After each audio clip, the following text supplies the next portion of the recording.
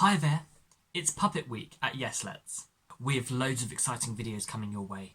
Craft tutorials, sing-alongs, not forgetting a story or two. Before all that though, I thought I'd give a couple of friends of mine the floor to tell you about the history of puppetry. Hi, I'm Sooty. And I'm Sweep. We were on the TV years ago, and the history of puppets is what we're here to tell you about today. That's it. What do you know already? How long ago was it when puppets first existed? 600 years at least, it's thought.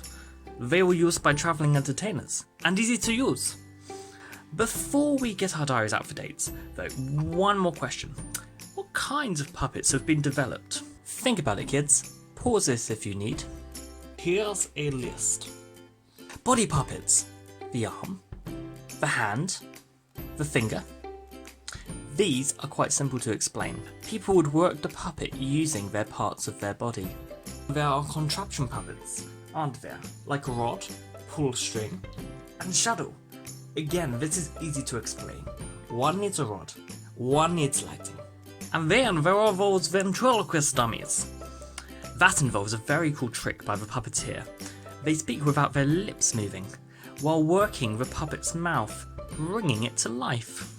Puppets have travelled far and wide too. Japan developed the Banruku puppets, wood-carved creations which appear through a torchlight up.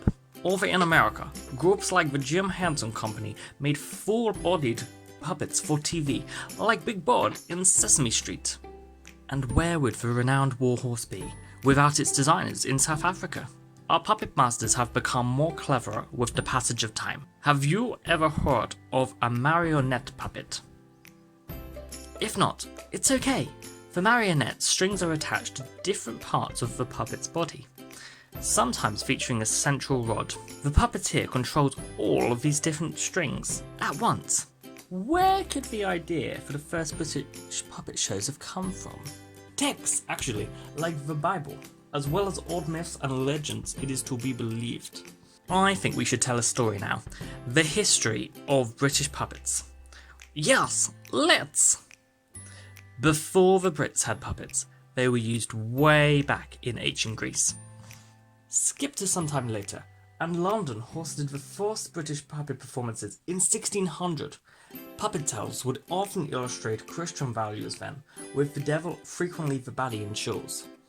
The content of the craft would broaden. Puppet plays started retelling historical events, like Guy Fawkes. Enter Punch and Judy. Sure, the kids will learn about them later this week. Oh yeah, sorry, 1770. That year, a new European theatre was introduced when the Italian marionettes arrived. Britain was getting worldly, and by 1777, the West End was quite the place for puppets. There was even a shadow theatre called Chinese Shadows going on. Years of entertainment featuring puppets ensued, until the 20th century. It declined after that, what with variety shows, cinema, and all. Around this time, TV's children's shows like ours started running, marionettes like Andy Pandy, gloves like Basil Brush. British puppet theatres also started opening, like the Norwich Puppet Theatre in 1980. And now, in the 21st century, musicals like The Lion King are where the money goes. Cool, that was a lot of information. I think it's time for ice cream. From Sweep and I, Sooty, back to you, Tom. Thanks guys.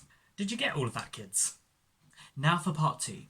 Since you've just learned their origin story, you might be asking yourself, why are puppets so useful for theatre makers? Here's another couple of my friends to answer that question.